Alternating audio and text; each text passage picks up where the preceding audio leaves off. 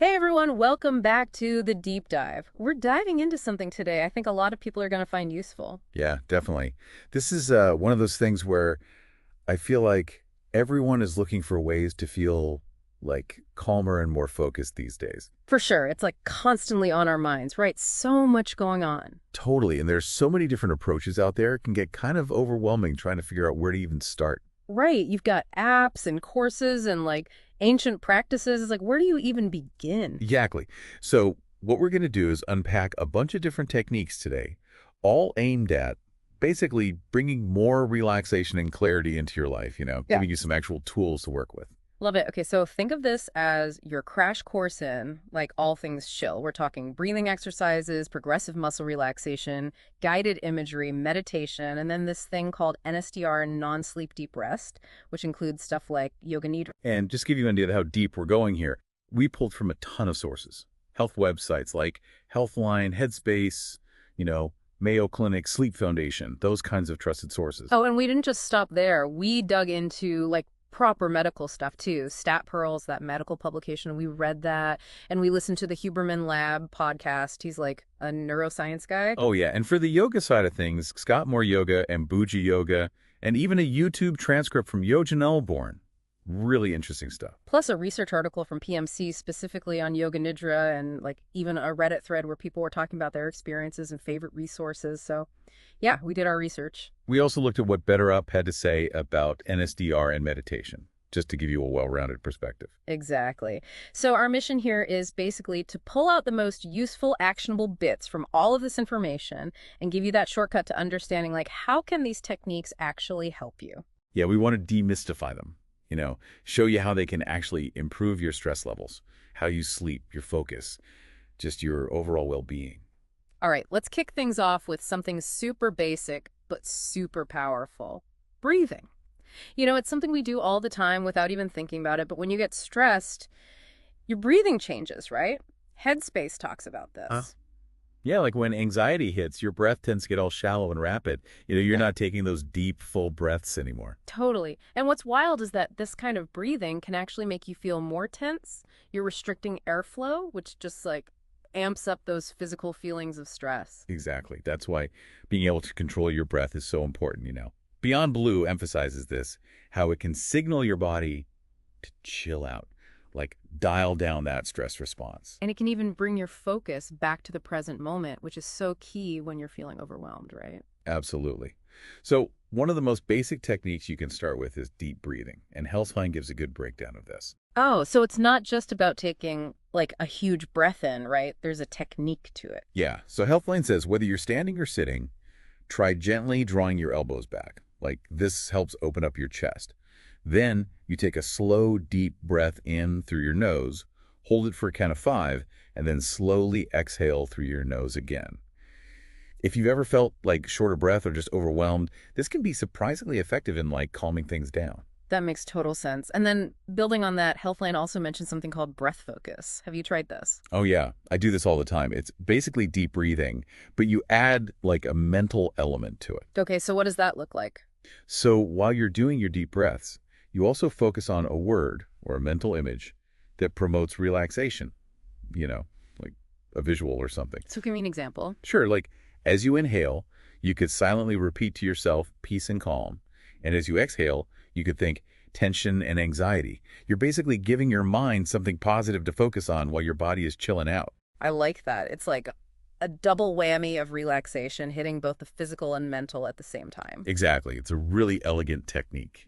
Super simple, but super powerful. Okay, so that's deep breathing and breath focus. What else is in our toolkit here?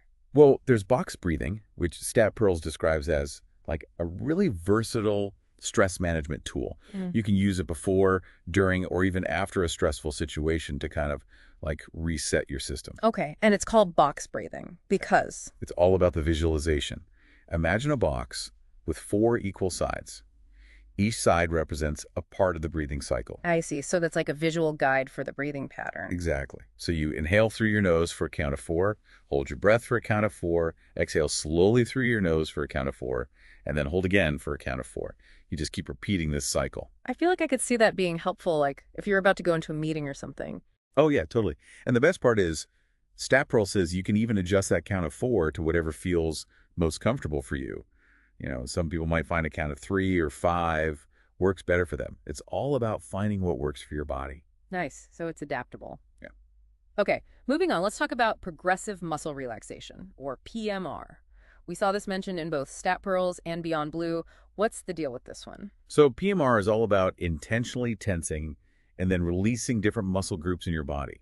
It's like you're systematically going through and relaxing everything, one muscle at a time. And why is that helpful? It's really about becoming more aware of the difference between tension and relaxation in your body. Mm. Like when you deliberately tense a muscle and then let go, you can really feel that release, and it helps your body learn to recognize what it feels like to actually be relaxed. Interesting. So it's like you're training your body to let go of tension. Exactly. And Beyond Blue points out some cool benefits too. It can help promote calmness, lower cortisol levels, which is a major stress hormone, and even help you sleep better. That's awesome. So how does it actually work? Like, what's the process? Scat Pearls gives a typical sequence. You start with your feet, like curling your toes tightly, and then work your way up. So you tense your lower legs, then your hips, your buttocks, stomach, chest, shoulders, face rolled. You can even squeeze your eyes shut or clench your jaw for that one, and finally your hands by making tight fists. You hold each tense for about 5 seconds and then release for around 10 seconds, really focusing on that feeling of letting go. So it's very methodical. You're intentionally hitting each muscle group. Yeah, and the Yoga Melbourne YouTube transcript we looked at takes a similar approach. They guide you through tensing and releasing specific areas like your hands, arms, head, face, throat, even your torso, legs, ankles, feet, and toes, like individually, and then they have you tense your whole body all at once before a big release. It's really about addressing tension throughout your entire system. It sounds kind of intense, but in a good way. Like you're really giving your body a chance to fully unwind. Yeah, it's definitely a practice that requires some focus, but the payoff can be huge, especially if you struggle with holding tension in your body. All right, next up, let's talk about guided imagery. What did we learn about this one from Stat Pearls and Beyond Blue? So, guided imagery is all about using your imagination to create like these vivid mental images of relaxing and peaceful places. You're basically giving your mind a vacation from stress. Oh, I like that. So it's like if you can't physically escape, you can at least give your mind a break, right? Exactly. And it's not just passively picturing something nice. You're actively engaging all your senses. Stat Pearls breaks it down like this. Find a quiet spot, sit or lie down comfortably, and start to visualize a relaxing setting. It could be somewhere you've been before or a completely made-up place. Okay, then what? Once you have that scene in your mind, you really immerse yourself in it. What do you see around you? Are there any sounds, smells, maybe even a taste or a physical sensation you can imagine? So like if I was picturing a beach, I might imagine the blue water, the sound of the waves, the smell of sunscreen, the feeling of the warm sand, right? Exactly. You're basically painting a picture with all your senses. And all the while, you're keeping your breath slow and deep.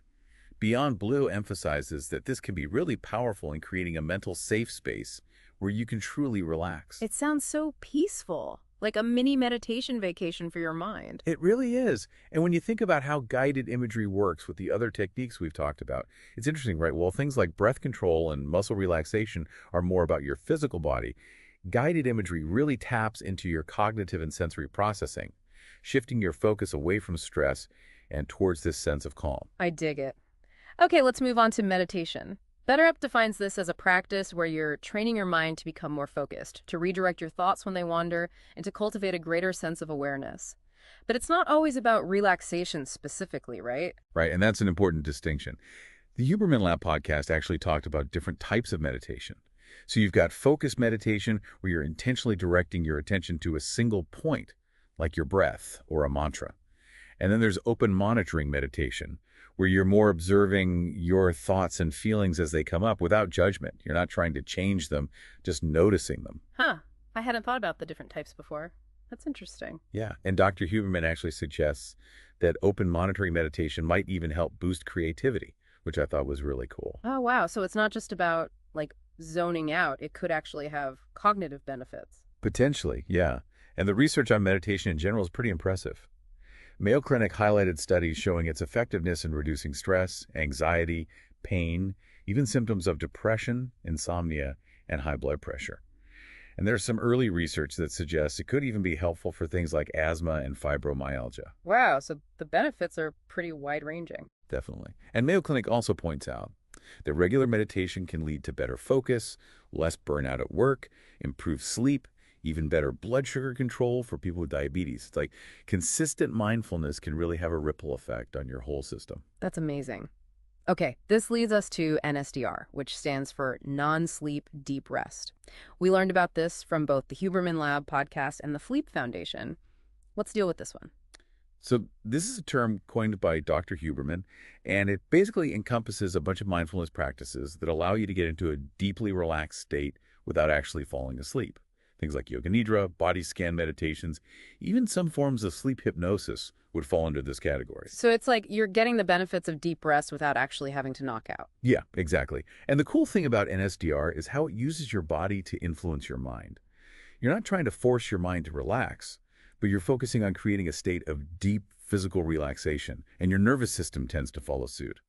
It's like your body leads and your mind catches up. I like that. It's almost like tricking your brain into relaxing. Kind of. And Huberman Lab talks about how we often think of being awake and asleep as two separate things, but it's actually more of a spectrum, and NSDR sits somewhere in between those two states. So you're not fully awake, but you're not fully asleep either. You're in this like in-between zone. Right, exactly. And the Sleep Foundation adds that NSDR can actually slow down your brainwave activity, which leads to that relaxed state. It might even resemble some of the early stages of sleep, but the key difference is that you're still aware of your surroundings. You're not totally out of it. That's good to know. So what are some of the benefits of getting into this NSDR state? Well, the Huberman Lab talks about how it can help replenish your dopamine levels and decrease cortisol, which is pretty awesome. It can lead to feeling alert and calm at the same time, which is great for boosting your energy and fighting off that afternoon slump. I could definitely use some of that. And we learned from sources like NSDR tracks and the research article from PMC that Yoga Nidra, which is a specific type of NSDR, has been shown to improve sleep quality and reduce stress and anxiety. Okay, so Yoga Nidra is like a subset of NSDR. Yeah, exactly. It's one way to achieve that state of non-sleep deep rest. And NSDR tracks actually cited studies suggesting that NSDR can even enhance your cognitive function, like memory and focus. Wow, so there are potential cognitive benefits too. That's pretty amazing. Tell me more about this Yoga Nidra thing. So the PMC article and Scott Moore Yoga describe it as a simplified adaptation of like an ancient tantric practice. It's often called yogic sleep or psychic sleep, which I think sounds pretty cool. It does sound pretty intriguing. So what does it involve? Typically, you're lying down in Shavasana pose. That's the one where you're flat on your back with your arms and legs extended, and you're guided through a mental imagery process. It's very much about relaxation and letting go. And how is it different from other types of yoga? That's a good question. PMC makes a point of saying that while a lot of yoga styles focus on physical poses and concentration, the main goal of Yoga Nidra is deep relaxation while you're still consciously aware. You're not trying to empty your mind. You're just allowing it to settle. So it's more about being present than achieving a specific state of mind. Exactly.